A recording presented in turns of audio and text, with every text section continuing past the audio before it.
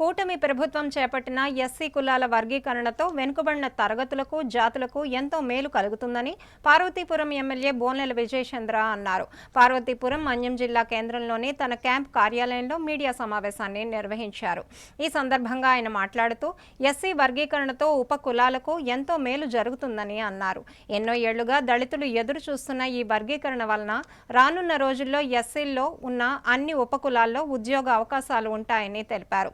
వెనుకబడిన కులాల్లో ఉన్న విద్యార్థులకు మహిళలకు ఎంతో మేలు చేకూరుతుందన్నారు.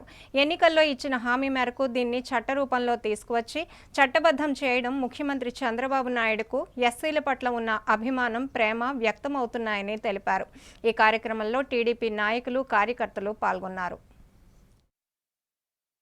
ఎన్డీఏ కూటమి వచ్చిన తర్వాత దళితులకి మళ్ళీ సామాజిక న్యాయం అనేది ఖచ్చితంగా జరుగుతుందని మేము గర్వంగా చెప్పుకోవడం జరుగుతుంది. మా అధినాయకుడు చంద్రబాబు నాయుడు గారు సామాజిక న్యాయానికి ఎప్పుడు కట్టుబడి ఉంటారు. 59 దళిత కులాల్లో ఇవన్నీ కూడా ఉపకులాలు మన ఇప్పుడున్న ఎస్సీ పాపులేషన్లో. అందులో ప్రధానంగా 2 ప్రధాన కులాలు అంటే మాదిగ, మాల, వారే ఇప్పటికీ అభివృద్ధి చెందుతూనే ఉన్నారు. మిగతా కులాలు ఏవి కూడా అంటే కొన్ని దౌర్భాగ్యమైన పరిస్థితి ఏంటంటే కొన్ని కులాలు ఇంతవరకు కూడా కాలేజీలకు వెళ్ళిన పరిస్థితి ఉంది. కొన్ని కులాలు ఇంతవరకు డాక్టర్స్ లేని ఫ్యామిలీలో, కొన్ని కులాలు లాయర్ అంటే తెలియదు.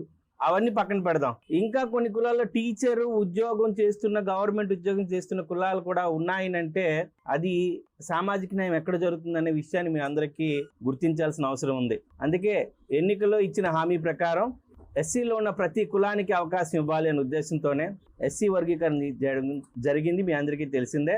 అసెంబ్లీలో బిల్లు పాస్ చేయడం, క్యాబినెట్లో ఆమోదం తీసుకోవడం, ఆర్డినెన్స్ పాస్ చేసి గవర్నర్కి ఇవ్వడం, గవర్నర్స్ కూడా అప్రూవ్ చేయడం, ఈ ఆర్డినెన్స్ ఇప్పుడు గెజిట్ కూడా మారడం.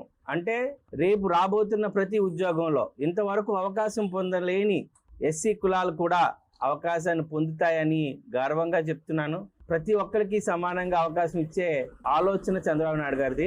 మొదటికి ఏం చెప్తున్నంటే రేపు రాబోతున్న డిఎస్సీలో ప్రతి ఒక్కరికి సమన్వయం జరుగుతుందని ఈ కేటగిరైజేషన్ ద్వారా మేము హర్షం వ్యక్తం చేస్తున్నాం.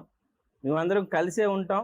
ఎన్డీఏ ప్రభుత్వం ఎప్పుడు కూడా ఒకటే మాట చెప్తుంది, బహుజనులైన ఎస్సీ, ఎస్టీ, బీసీల అభ్యుదయం కోసం ఎప్పుడు కష్టపడుతూ ఉంటుందని మరొకసారి తెలియజేస్తున్నాం.